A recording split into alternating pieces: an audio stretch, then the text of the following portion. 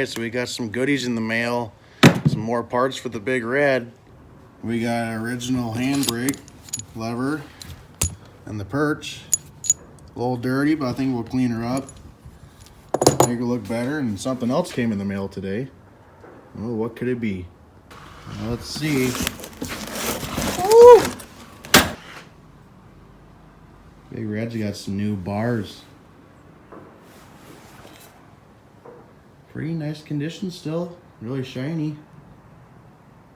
And they look pretty straight. Much straighter than the ones over there. I think they'll work.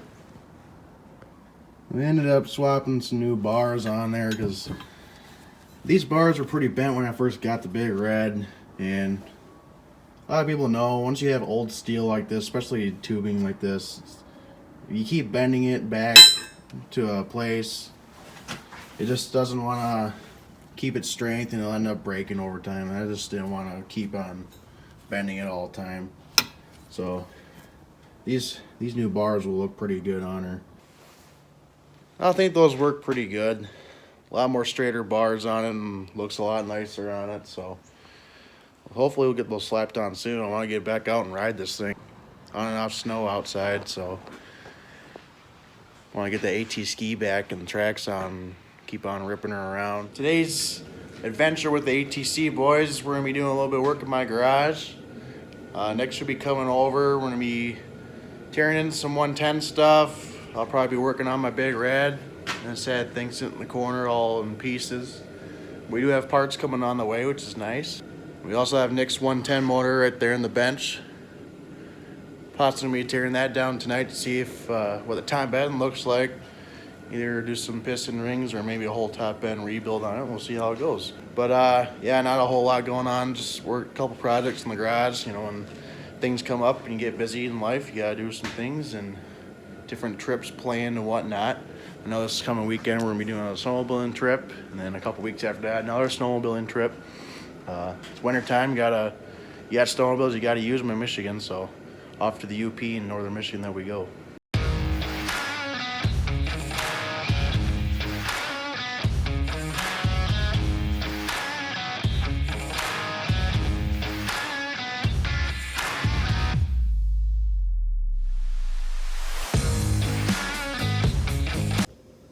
Okay, we got the 110 top pulled off, and she's pretty filthy there. She was a bitch to come off. Man, look at that, we got a bunch.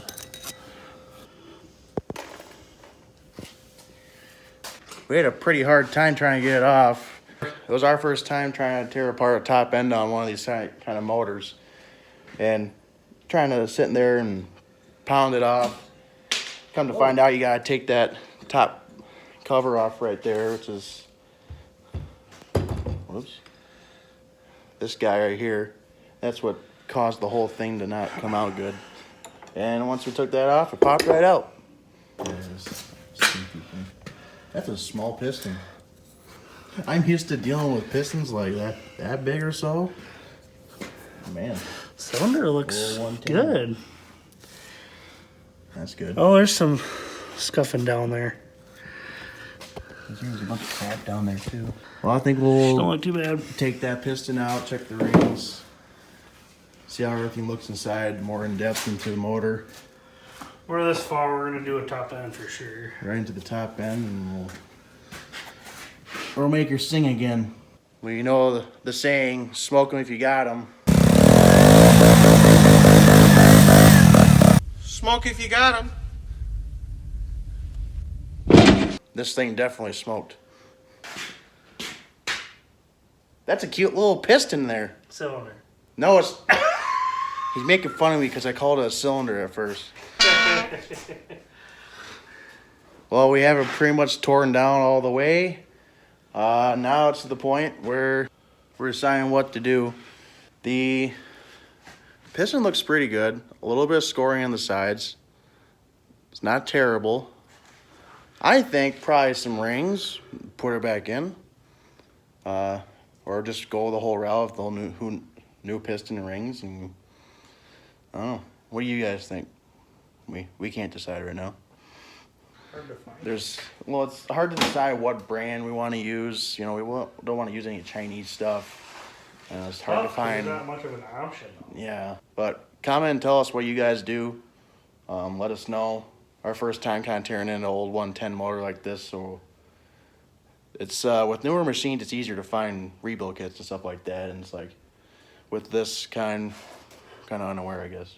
All right, so we got the tree off the 87. That's all torn apart. You got it here in the table.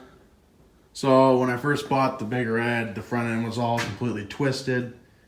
And junked that tree, and I'm getting another one off eBay. Coming to find out that this one is also twisted as well, so my whole front end was kind of turned to the side. So one trick that I learned as trying to figure out if the trees are twisted or not. So you take it like this and flip it upside down. So these tabs right here are on the ground or the table. If it sits there and does that, that means it's twisted. Now, I know you guys are probably going to say, well, these tabs are probably bent differently to make that happen. Not necessarily. I twist it around, and you can tell from the distance between, well, almost fell back, from the table to about the middle of the hole. You get it just right around 1.5 inches. Come to the other side, about 1.75 inches, so about 1/4 inch off. Which creates the whole rocking thing going on. And even kind of eyeballing it too, you can kind of see that the tubes are kind of sloping down a little bit and a little bit twisted. It's crazy how these steel trees here basically get twisted before these bend. It's a non-stop issue I've been dealing with having this Big Red. And so then I got a tree hanging up right here. The donor one that's going to go onto it. You put this guy on the table. No rock at all. I'm going to push it right there. Nothing compared to that one right there. So this one's pretty rusted up. As you see, it's got the helmet holder sticker there. Only the 86 model Big Reds had the helmet holder on the stem right there. The 87s had on the headlight. And the 85s didn't have any helmet holders, so kind of a neat little history lesson there. In fact, So 85 didn't get a helmet. that's right. Do I have an 85 up here? I got an 85 right there. Oh wait, there's a helmet right there! Whoa, That guy's whoa. riding safe. Look at those guys on there. You have the 200Ms, and I believe that's the 200S right there. They're wearing their cool helmets. We need some cool Honda line helmets like that. Got my little wall right there. Got some brochures, some Honda line brochure, and brochure for the 200M and S, the 84s. A couple 87 posters, and the good old red, white, and blue Honda flag, the best looking one, as you can see on that flag there. And also our cool Honda hoarders gear that we got from Mr. Preston. You were the man. So kind of wraps up most of the projects we're doing tonight. Nick was working on the exhaust a little bit and got the exhaust guard off one of the 110 mufflers there. The top end's all taken apart on the 110 as well, and now we're just kind of at the stage of waiting for parts and starting to clean things up, get prepped for paint, and start doing some painting. Probably towards, Nick's got a heated garage, it's better than mine, so maybe we'll start painting this winter or spring. We'll see how it goes. But I'd like to get my Big Red done first, soon, I guess. So get back to riding it after the good old crash on Holton Lake with the AT ski. Maybe we'll break that ski out again if we still have some snow laying around and do some more riding videos of that.